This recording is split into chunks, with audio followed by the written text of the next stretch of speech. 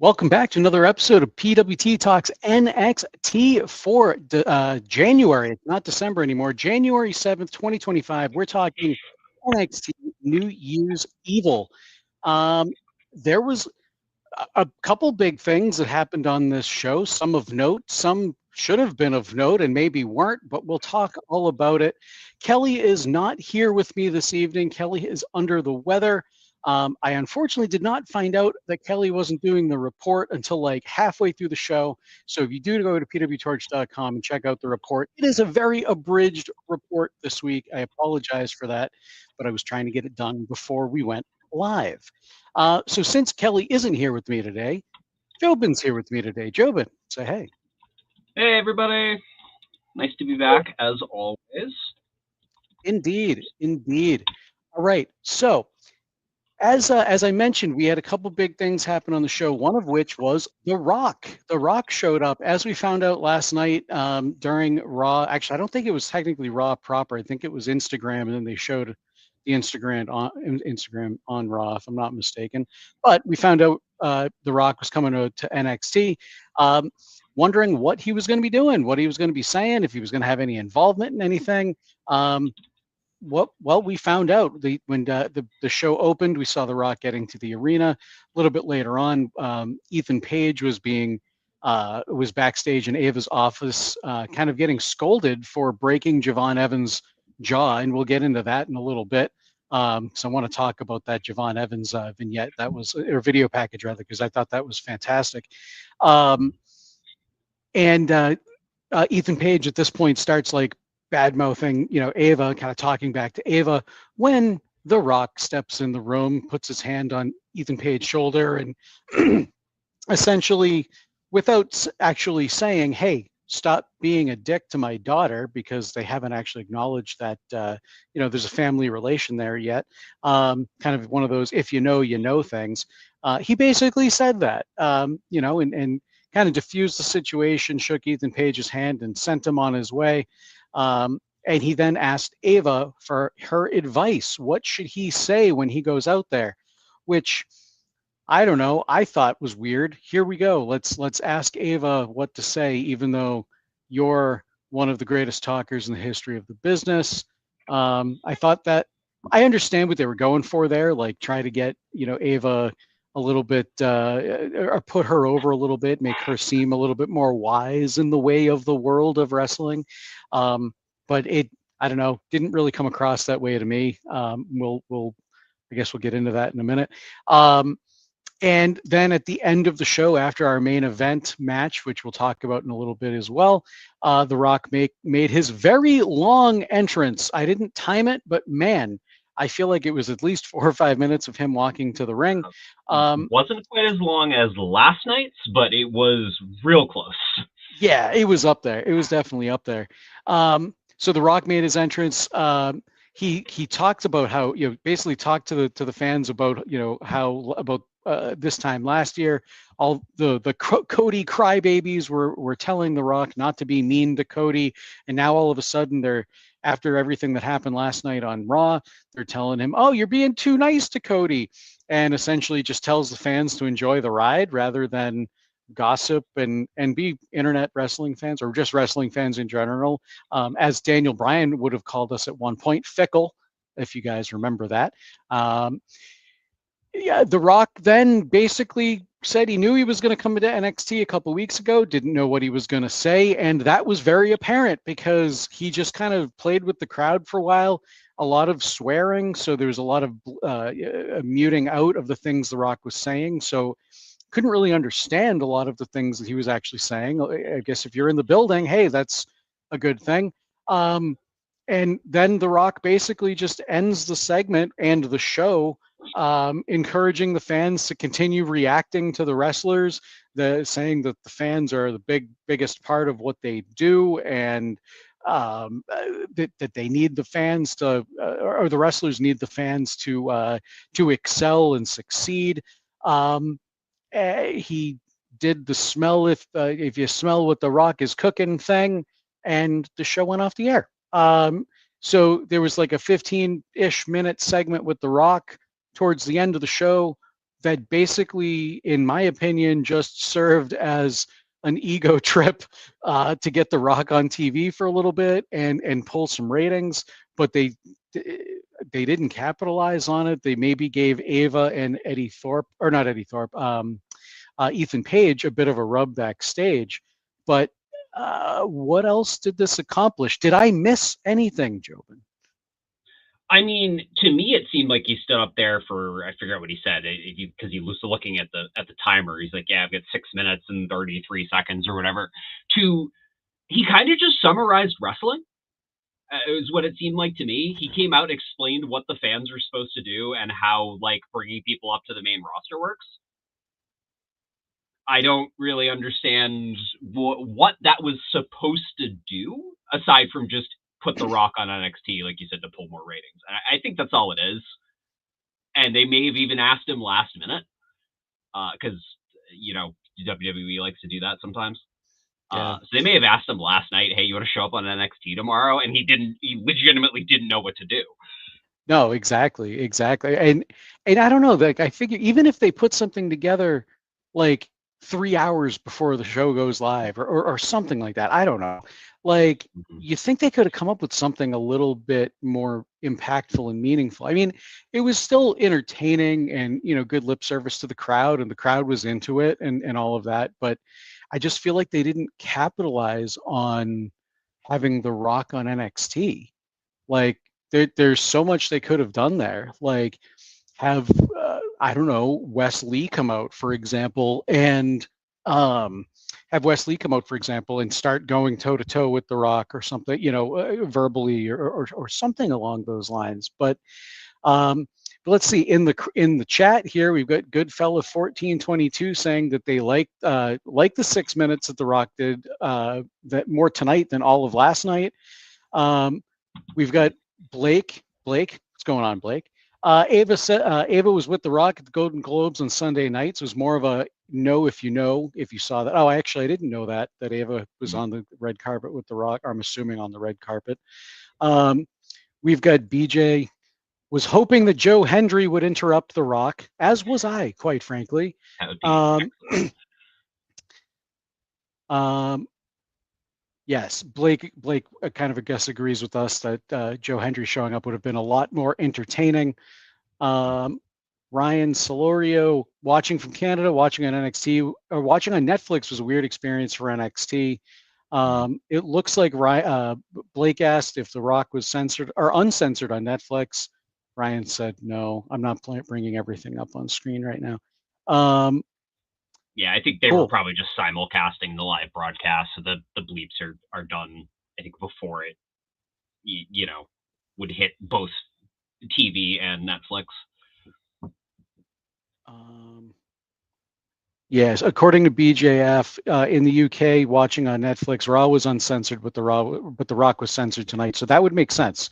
That would make sense that they're doing that from the from the truck, and it's the same broadcast going out, and it's not like Peacock that's actually censoring anything. Cool. All right. With that, if you want to be part of our show, obviously you can talk in the chat here. If you are on, if you're joining us here on YouTube, you can also join us sending an email to pwtorchnxt@gmail.com. I haven't actually looked at the mailbag yet to see if we have anything in there, but normally we do. So I'll check that in a little bit. Almost certainly from Kevin. Yes, almost certainly from Kevin. Cool. I'm bringing the mailbag up right now. So with that said, let's go. Let's actually go to our main event here tonight. Trick Williams versus Obafemi versus Eddie Thorpe. Earlier in the night, we saw Eddie Thorpe at the bottom of a staircase in a predicament that looked like he may have been attacked, but we know that he was attacked about a month ago or so and lied about it just to get a shot to become #1 contender for the NXT title and insert himself into this match here. Ava didn't buy it, didn't believe him, and essentially walked away from him backstage. While Medical was kind of checking him out. Obafemi comes up to Ava later on in the night and admits to attacking Eddie Thorpe throwing him down the stairs for what he did last week. Um, and yeah, so we get to the match. Before the Rock main event segment, we finally get to the match. Maybe a little bit before the last half hour of the show, and we didn't know if Eddie Thorpe was actually going to wind up coming out and being part of the match. Trick Williams and Obafemi made their entrances and started the match. Eddie Thorpe was shown backstage, kind of struggling to get through a door and holding a steel chair in tow and making his way to the ring. We get to a point in the match where I believe it was Trick. Was it Trick? I think it was Trick was pinning Oba, and right before we got to the 3 count, the referee was pulled out of the ring by Eddie Thorpe, who then inserted himself in the match, and then it became the legitimate triple threat that it was billed to be going into the night. I thought this was a good match. I mean, Trick and Obafemi, I thought they had some great chemistry together. Oba is just such a badass, and I'm so glad to see him in this position here. It was Oba pinning Trick. Thank you, Ryan. Ryan corrected me in the chat. It was Oba pinning Trick. I couldn't remember. Yeah, and then Oba obviously did pin Trick in the end after Trick was hit by a chair from Eddie Thorpe. Oba becoming the new NXT champion, something that we've talked about on this show for quite a while now, figuring that this might happen and might be the direction that they go. Glad to see it for Obafemi. I almost called him Obafemi. That was weird. TH. I don't know why. But yeah, on this match, Jobin. Oh yeah, I mean overall, always a good match with Trick or Oba. I mean, of course you're going to get a good match. It was amusing what they did with Eddie. So it's almost like somebody wrote a story about that once about like a boy crying wolf or something. So it was a fun little storyline. Just a couple of weeks. I think Oba is going to be, a killer champion. He was a great North American champion. So I don't expect anything different with the NXT championship. Very, very excited to see what he does with it, because he's going to be mega dominant. So you think he's going to have a long-standing championship run like he did with the North American title, which I do. I hope. I hope he does, but the only reason I can see them not doing that is having a really good shorter run and then just moving him up to the main roster. But if they don't do that, then yeah, I expect he'll hold this championship for a while. Which is a shame, because I like Trick, but I think it was Kelly said a while back they seem to like Trick more going for the championship than with the championship. Yeah, I agree. I like Trick's a great champion. Don't get me wrong.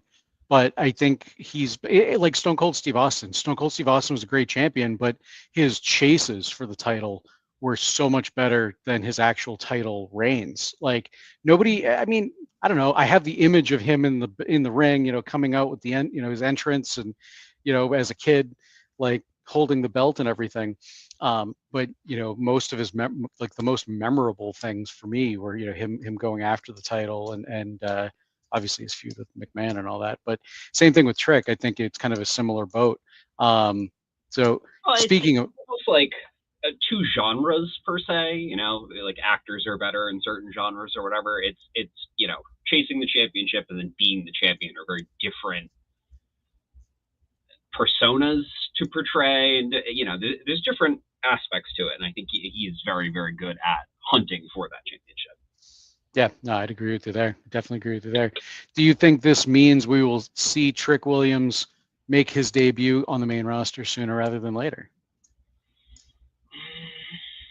I'd say it's definitely possible where they already have Carmelo there. They can immediately pretty much throw him into a storyline with him, since they have all that history, in going back the last handful of years. So I would like to see him go up, but I part of me is saying I don't think so. I think they might want to do more with him. I'm thinking almost the opposite. I'm thinking that this might be the call up for him. Um, he's we know that backstage that they love Trick Williams.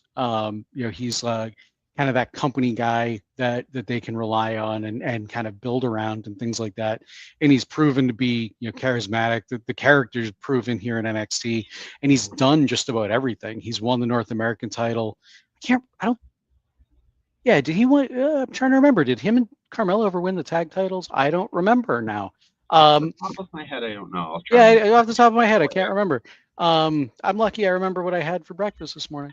But he's done pretty much everything to do in NXT. So I think this might be it. I tended to actually agree in the chat. I didn't think so.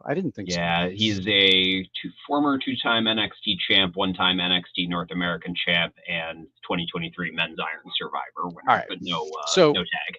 So yeah, I mean, he could win the Heritage Cup and he could win the tag team titles, but other than that, there's really nothing left for him to do. I tend to agree with what I have up on screen here. BJF in the chat, trick to disappear and then be in the Rumble. I'm thinking, yeah, I don't know if it's necessarily a Rumble thing. Like, it would be really cool to see in the Rumble.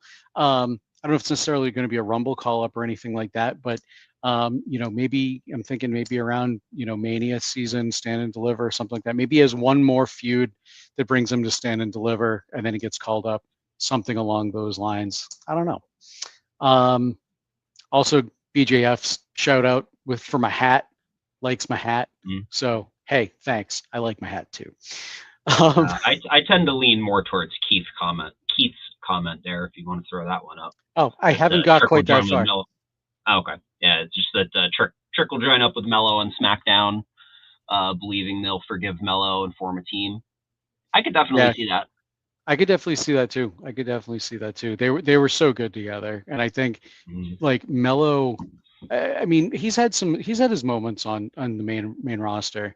So I think kind of he might be able to give a little bit of a rub, as big of a rub as I guess he could at the main roster to Mello, or to Williams rather.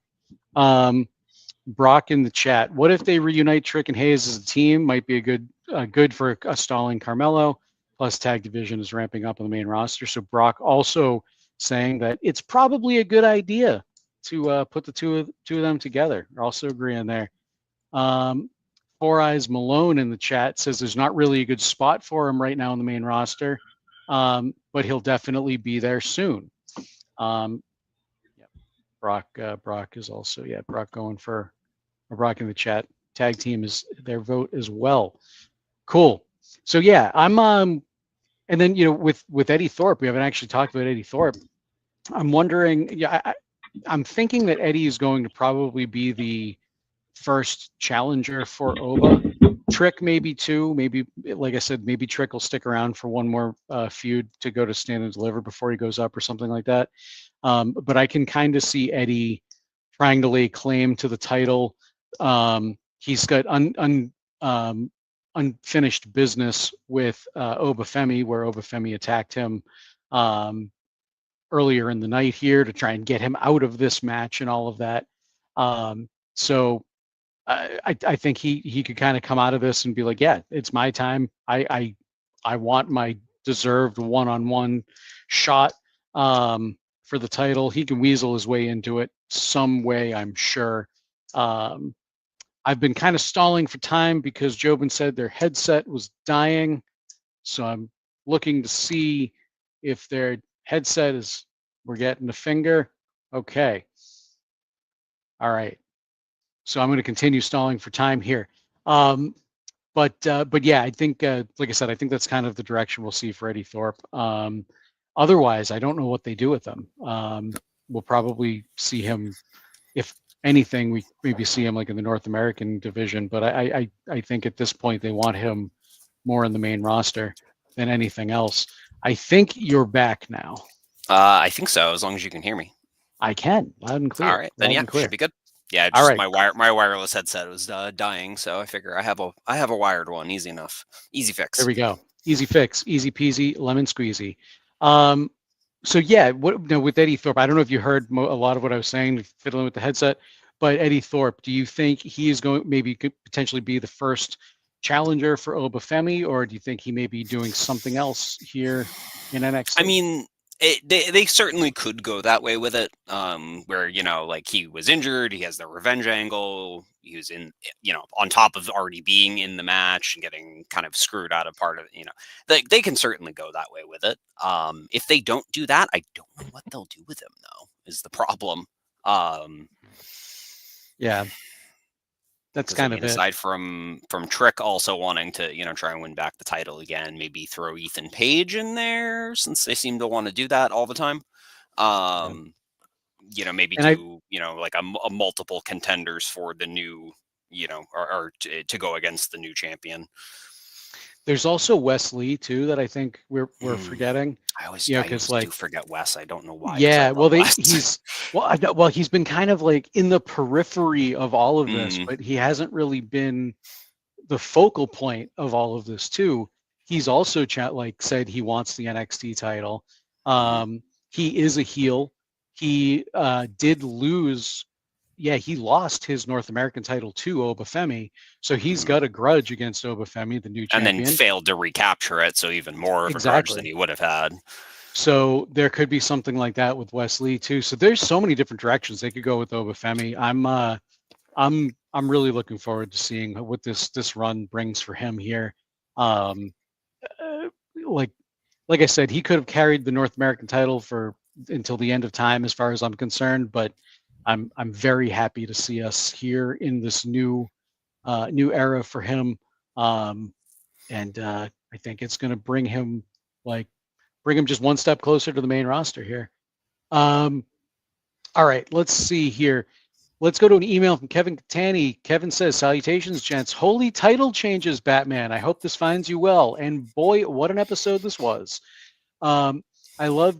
He says he loved Rick's ending message. I'm assuming that Kevin meant he loved The Rock's ending message.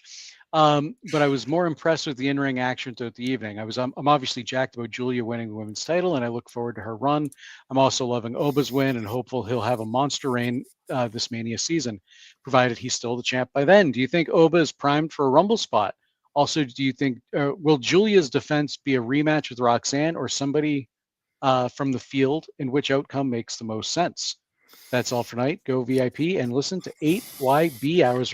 Office hours are now over. The Professor, Kevin Picatani, PhD. So, a couple things we already talked about Oba in terms of him getting a Rumble spot. I could see it happening if they maybe just want to get some eyeballs on Oba and eyeballs on the NXT title during the Royal Rumble, like with him coming out with it, running to the ring with the title around his waist or over his shoulder, something like that. But I'm maybe less than 50-50 on it. It could happen, but I would not be surprised whatsoever if it doesn't happen. What about you on that? Yeah, I would generally agree. I certainly wouldn't rule it out in any way, but I don't know that there's a good enough reason for them to do it, since the only thing I could see is because Cena is very likely to be in the Royal Rumble, almost certainly going to be in the Royal Rumble. They may throw Oba in there. He declared it last night that Cena will be in the Rumble. Definitely going to be in the Rumble. Oh, he did definitely say, okay. Yes, we were sitting in the room together when it happened. Yeah, I know, but that was like 24 hours ago. That's a long time. I know. Tell me about it. But yeah, I could see, maybe they throw him in there just because Cena's there and it's going to draw a lot of eyes to bring more attention to NXT. But yeah, I think I'm right there with you. I'm probably a little less than 50-50. Yeah, that's, like I said, that's kind of what I think. If anything, because I'm a big proponent of throwing an NXT champion in there and being like, hey, here's the NXT champion. You might not know much about them, but here's why they're awesome, and maybe you should check them out. And if you think about it, kayfabe wise, it kind of also makes sense too, especially for a certain type of heel or a certain type of champion, like Obafemi, who wants to be the best. He sees himself as the best and unstoppable and stuff. So he's like, I'm just going to start collecting titles and I'm going to get in there through the Royal Rumble, or get to it through the Royal Rumble. So I could see that. Let's see. Brock in the chat definitely could see Femi in the Rumble. Four Eyes Malone wouldn't be shocked to see Obatrick and Ethan in the Rumble, or a combination of any of them, I think. Goodfellow 1422, Ethan, Hendry, Obatrick, Tony D'Angelo, Sean Spears. Unfortunately, some of them not making the Rumble. And I agree. I think we have to see Joe Hendry in the Rumble. God. I think it's at this point, I think it's a really low chance, but oh man, I hope it happens. We've seen a couple TNA moments in the Rumble already, so over the past couple years, so it could happen. And I think Definitely he did just win a couple of like best wrestler of the year awards from I'm not sure from who, but I saw a handful. I want to say it was. Oh no, okay. I was thinking of Fraxium. It was the Sports Illustrated like Wrestler of the Year awards, or whatever they're called. I know Fraxium was the Tag Team of the Year. I know Joe Hendry was on the list, but I can't remember for what. But it could have been a different award thing too. Yeah, I know he won at least one or two award, year-ending awards. So I mean, that's pretty huge for him. On top of his, topping Billboard charts and all the other crazy stuff he did this year. Oh yeah, for sure. All right, so we also, in Kevin's email, talks about Julia winning the women's title. So let's go there. We had Roxanne Perez defending against Julia, and we saw Julia win and become the new NXT Women's Champion in what I thought was a really well-fought match for both of them. I mean, Julia, I think her work speaks for herself. Roxanne Perez, watching her over the last, I don't know how long it's been, 2-3 years since she debuted at NXT 2.0 now. Watching her go from like that, the breakout tournament, becoming the breakout tournament winner, and this just like kind of meek, quiet girl who's just happy to be there, to now being like having the longest reign since Mandy Rose as the women's champion, in what could potentially be the most protected title in the company. I don't know if it still necessarily is. It was for a long time, arguably. Whatever, but I'm gonna say it. So yeah, big moment for Julia here. Oh, sorry, I didn't finish what I was saying about Roxanne Perez, but like, watching her go from that kind of fledgling wrestler to becoming the superstar in the sense of the word that she has become, has been awesome. I don't know if this means a main roster call up for her. I think if they were to bring her up, I think she would flourish no problem in the role. I do think Roxy could maybe stand to be in NXT a little bit longer.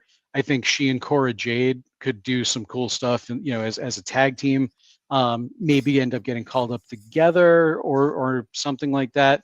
But again, whichever way they go, I think she's going to be just fine.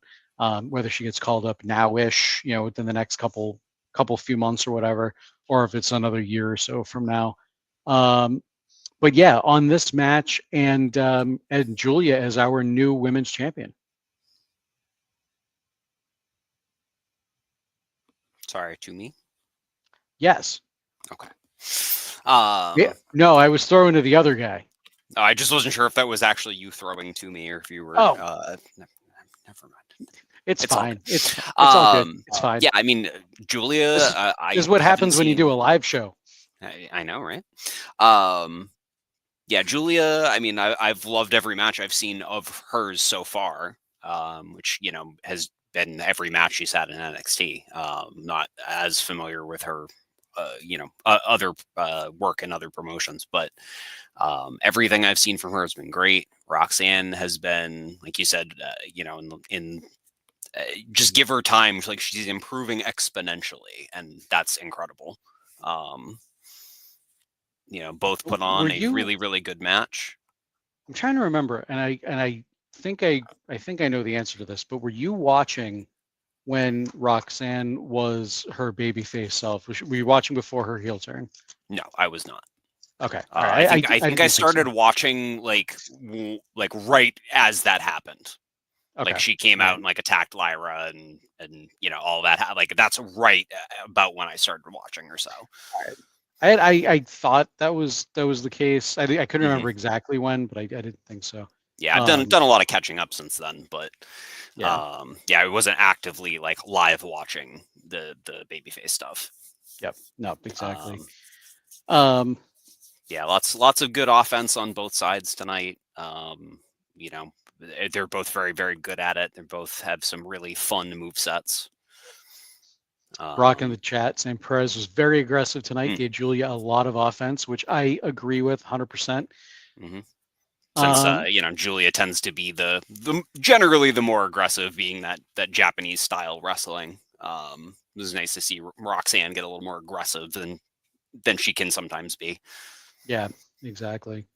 BJF coming in with the question that I hadn't thought about, but I like. Will Jordan Grace come in to face Julia, or will she be straight up to the main roster? Man, I haven't. I didn't. That thought hadn't crossed my mind. But I so I don't know what the odds of that are because I'd have to think about it, maybe look it up or something. But man, I love that idea. Jordan Grace is an absolutely phenomenal talent.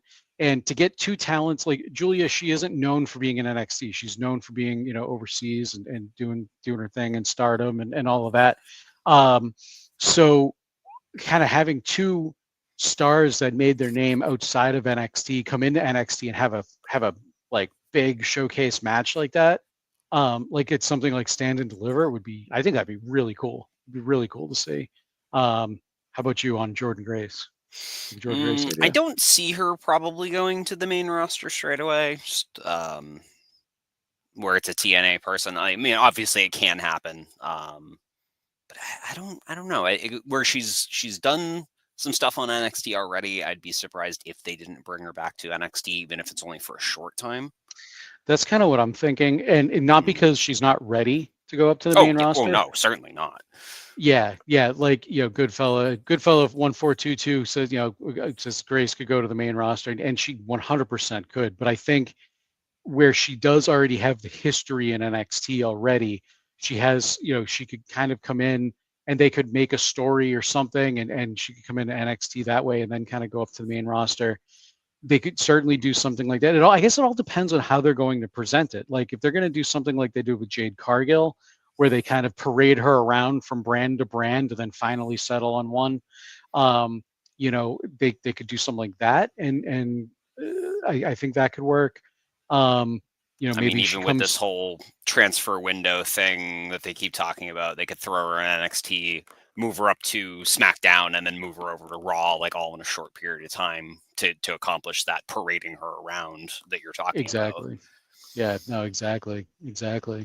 So I don't know. So yeah, we'll see. But I do think I don't think she'll be away from the main roster for very long. Even if she does come to NXT first, she's the type of talent that is going to be. She's going to captivate audiences. She already does. She captivates the audiences that she already has. Whether it be in TNA, NXT, or what have you. So being in front of like millions of people that are potentially unfamiliar with her. I largely would bet that most people that watch WWE are unfamiliar with Jordan Grace.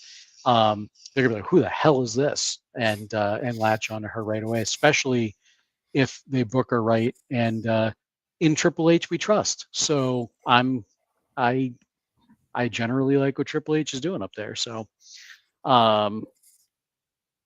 All right, let's see. Is there anything else? I think we hit. Yep, we hit Kevin's email. We're good there. All right, we had Lexus King versus Charlie Dempsey for the Heritage Cup. Lexus King looking to win his Heritage Cup back after it was stolen from him last week, or I guess he was screwed out of it last week, I should say. Again, Lexus King being Heritage, and Lexus King did take the win here, becoming now a two-time, I guess, Heritage Cup champion. Actually, I don't know if they're considering the first win a win or not in the actual record books, but regardless, I was there the first time he technically won it, so I'm going to say 2-time NXT Heritage Cup champion, whether or not the record books reflect that or not.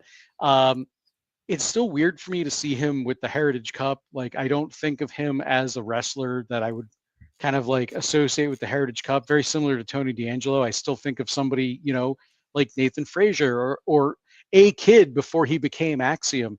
Somebody that's a little bit more quick and athletic in the ring. But that said, this is the direction they're going with it. I'm interested in this new Lexus King angle and kind of him trying to differentiate himself from his dad and not be seen as an untrustworthy dill hole, I guess, for lack of a better word here, or lack of a better word that I can say on YouTube. Yeah, so like I said, good match. Sudden death. They made it to. They did. They made it to the sudden death round. And we saw, like I said, we saw him go over. Anything on this match? Not especially. I mean, it was an enjoyable match, but I don't really have anything specific, I think, to talk about here. Did what it needed to do. I had a good time. Sounds good. Yeah, I don't like. I don't know. I'm on the ride. I'm on the ride, or I'm along for the ride with Lexus King. No quarter catch crew. I feel like they're the heels, and I think with their kind of smarminess, they can take the loss, no problem. They'll do something else, but you maybe go for. Well, actually, OTM's going for the tag titles. Just going to say maybe they'll go for the tag titles, but we'll see. I don't think they're going to flounder too much because they are a fun team. Mostly Ren Sinclair is the fun one right now. So Miles Bourne, sometimes just the jokes are amazing, just incredible. Oh, yeah. Yep, absolutely. All right. Let's see. Goodfella 1422. The last couple sequences looked weird. Was Lexus winded or sort of knocked out? I honestly didn't notice. I would have to go back and look and see. Where I didn't notice they looked weird. I wasn't paying attention to like him looking winded or kind of out of it. Yeah, I can't say I don't know. I had specifically noticed either. Yeah, I do. So watching him in the Heritage Cup match. In Lowell, I was sitting front row for that, and there were a couple times where he did maybe look winded, but I also don't necessarily want to say that because like I get winded walking up a flight of stairs. So, I don't want to say that and be like that guy who's like, so I don't know. But that is something that I did observe. So that there could be something to that good fella. Or it could have been could have just been selling. Acted winded, or acting winded rather than actually being winded too. Exactly. As somebody, or as Goodfella said, maybe that was part of the gimmick. So yeah, very well could just be that too. Definitely. All right, let's keep rolling on here. We saw Fatal Influence versus Shotzi, Gigi Dolan, Tatum Paxley. Seeing Shotzi, Gigi Dolan, and Tatum Paxley come out on top. This match been kind of going for, or not going, but this feud's been going for a little while here now. Shotzi kind of inserting herself after coming back from injury. I think this match was perfectly fine. I think it served its purpose. I like, we get your typical like, high school type angle of the popular girls versus the weird girls, the weird kids versus the popular kids is kind of the angle and the story they were telling here. So it's kind of nice to see, Shotzi and them being two weird kids. I'm speaking on behalf of Jobin, being two weird kids ourselves. It's always good to see our brothers and sisters in arms prevail. So there's that. Later on, Shotzi said where she did pin Fallon Henley here, that she thinks she has a claim to the North American title. We actually, let's kind of, I guess, maybe roll both of these matches in together. Stephanie Vaquer, Lola Vice, Cora Jade, Kalani Jordan for the women's North American number one, or to be named the number one contender for the North American title. That's a tongue twister, kind of. There's a lot to get out there. A lot of proper nouns. Yes, which saw Stephanie Vaquer go over here. So Stephanie is now the number one contender for that title, for Fallon Henley's title. But like I said, Shotzi thinks that she deserves a shot at that as well. Fallon Henley, with, I guess, Ava's blessing, because Ava was standing there and didn't say, no, you can't make matches. I'm the general manager, damn it. Or the final boss, as The Rock said, because The Rock did say in another segment, Ava was the final boss of NXT. But yeah, Fallon Henley was like, well, why don't you two being Stephanie and Shotzi, have a match next week, fight it out amongst yourselves to figure who's the number one contender. So we're going to actually see that match happen next week. So even though, Stephanie had to get through Lola Vice, Cora Jade, and Kalani Jordan tonight to become the number one contender, she still isn't the number one contender definitively. So other than that, though, I think that match itself was, I thought was great. Kalani Jordan, in my opinion, was a standout once again, although everybody in the match, I think, did a fantastic job. Did you do that on purpose, by the way? Sorry, do what on purpose? Kalani Jordan was the standout? No. Oh, okay. Why? Isn't that her I don't know what you call it. Her moniker. Yeah, actually, I think it is. Okay. That's why I was. Right. That's why I was asking if you did that on purpose. How easily can we confuse Nate tonight? Very easily, perhaps. Very easily. Doesn't take much.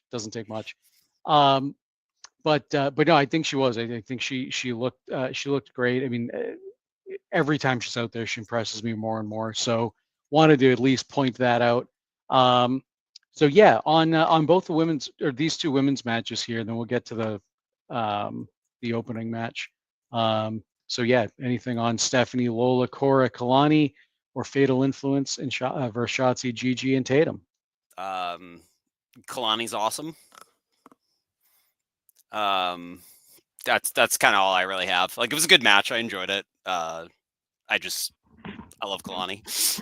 So speaking of Kalani, then, so at the show in Lowell, it was I think it was oh God, I forget which taping it was, because it was two tapings now, but one of the tapings she attacks Cora Jade. I think it was the second one. He attacks Cora Jade with the kendo stick. Stephanie, brings her back, like holds her back. Kalani clearly has some more fire behind her right now. What do you think we're going to see now that she is not the number one contender here for the North American title? She wants her title back. She was the inaugural champion. What do you think? What do you think? Maybe they might be going with Kalani? They may do. I mean, where they're looking to do Stephanie and Shotzi, they could certainly put Kalani against whoever doesn't win that number one contender slot. That's the only thing that kind of maybe jumps out at me as a potential story for her right now. Aside from just putting her in a feud with someone just to start a feud.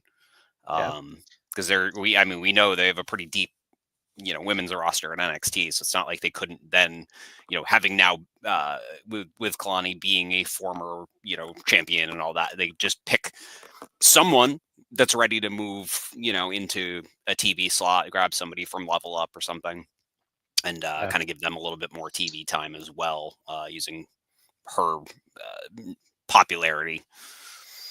Fair enough. There are no wrong answers. I just curious to see what direction you might be thinking, because I'm not 100% sure myself. Like, there's part of me that thinks maybe this might be the beginnings of like a heel turn for her, because we're seeing her that a bit more fire, and maybe we now have a reason for her to turn. She she couldn't quite do what she needed to do, or something like that. The fans turned on her. I don't know exactly the story they tell to get there, but but I could definitely see that, and I'd be interested to see how she'd be as a heel, like, because it was kind of how I felt about Roxanne Perez when she was still a babyface. Roxy, and I like Kalani as a babyface more than I did Roxy as a babyface, but there's still something with Kalani that I feel like's missing. Like they're not capitalizing. I think like she's just still that I'm happy to be here. I can do gymnastics, and I get a little angry sometimes. And it's that little angry that sometimes thing that I wish I want to see them kind of latch onto and expand on that character a little bit more. And I think a heel turn might be a good way to do that. Yeah, my gut feeling would be that I think she could make a very, very good heel. I guess we won't know unless it happens, but that's my gut reaction anyway. I agree, because like, yeah, I remember talking about that with Roxanne Perez, like right before she turned heel. I remember talking about what if she ended up turning heel, and I think we were split. I think Kelly Bruce and I were kind of like we were split, whether she'd make a good one or bad. I don't remember off the top of my head. But we were all pleasantly surprised, with the heel turn and how great she was doing. I think it could be the same for Kalani Jordan here. Not that she's not doing a great job as a baby face, but like I said, I feel like there's just something still missing with Kalani Jordan. And I think it maybe could be that extra fire and kind of being allowed to be more than just happy to be here all the time. It might be a little bit, might be a way to do that for her. Yeah, all something right. A little bit more character defining rather than just like, yay, I'm a wrestler. Yeah, exactly. And then our opening match tonight saw Roxanne Perez versus Julia. Julia wound up becoming our new NXT Women's Champion. Actually, did we already talk about this? I mean, we think covered a lot of it. We did with Kevin's email. That's right. As I was like saying it, I'm like, I feel like I've already said this before.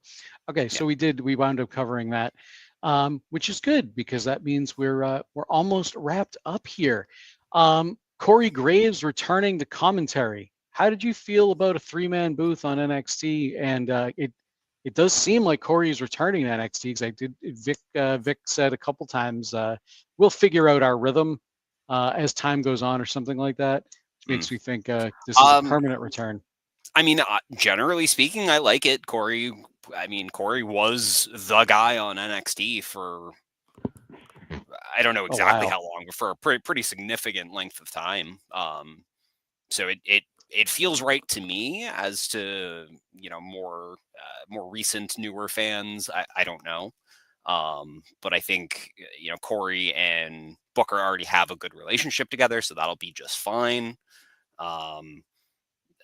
It'll be interesting where Corey typically fills that kind of color spot, with now Booker also filling that spot. Like, it's going to be really interesting to see, because it's just Vic being the straight man all on his own.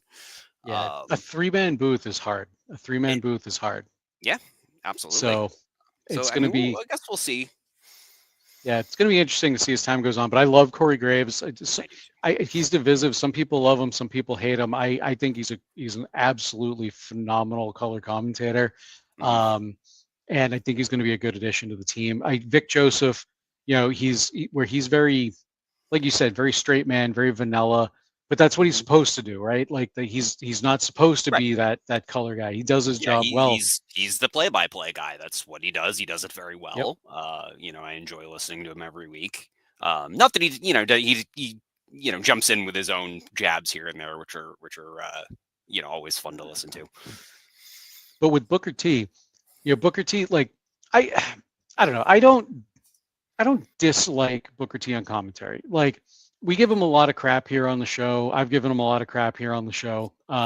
Because he may not always be the greatest commentator of in that WWE has to offer, but he's entertaining. I will give him that. He's definitely entertaining, and the crowds love him. The fans absolutely love him. Being in the building like a few weeks ago, he got more chants throughout the course of the night. During commercial breaks and things, and like anybody else is great. So I but yeah, like I said, with Booker, sometimes he's not the greatest color commentator, in my opinion. So I think, that addition and kind of the three of them, I'm hoping should be able to play off each other pretty nicely. They had a couple moments here tonight where they seem to be either talking over each other or not quite sure how to, or I guess as Vic said, they'll find their groove eventually. But I'm pretty hopeful they'll get there. Sorry, I'm just laughing to myself over Brock's comment here. Yes, actually, I was literally just reading it as you said that. Brock in the chat, Vic is play-by-play, Corey is color, Booker is off his meds. Almost always. Which is great because like you'll watch him give an interview and he's sharp and he's on top of it and he's got very cool, generally opinions I tend to agree with. And then you watch him on NXT and you can't believe that's the same person most of the time. Right. No, I hear you. And then BJF in the chat, glad to hear Corey back in NXT because it means Wade is on SmackDown. As much as I like Corey, I love Wade and didn't want Wade to be disappeared. I agree. I'm glad that I was almost said Wade Keller, Wade Barrett. Glad Wade Barrett is still around and on commentary. Because man, he is. I really want to see Wade Barrett come back for one more match or one more run because I think he could do it. I think he said something recently about physically being able to do it. Physically, I think potentially being cleared to come back to the ring. I don't know if anybody's necessarily clamoring for that. I think there's a certain subset of fans that are, but I don't know if it would be a huge draw. But that said, it would still be cool to see him come back and kind of end his career on his own terms. Yeah, especially if that's something he's interested in doing. It'd be nice for them to find a way to fit that in for him with, all the work that he's done in various parts of the company over the years. Right. All right. So with actually, Ryan in the chat says they kind of dropped a small hint between Wade Barrett and Drew McIntyre, which they did. So that could be a direction that they go. Obviously, they were in the League of Nations together, so there could be something. There's some history there. Some history there, and obviously there's much more history if you keep going back a little bit more. So, so that could certainly be direction that they go. And obviously teasing it on TV. And we'll see. We'll see what happens. But with that said, that is going to bring us to the end of our show here tonight. I'm Nate Lindberg. You can check the things that I do out at natelindberg.com. Jobin, thank you for filling in for Kelly tonight. Much appreciated. Of course. And with that, we will see you next week. Take care.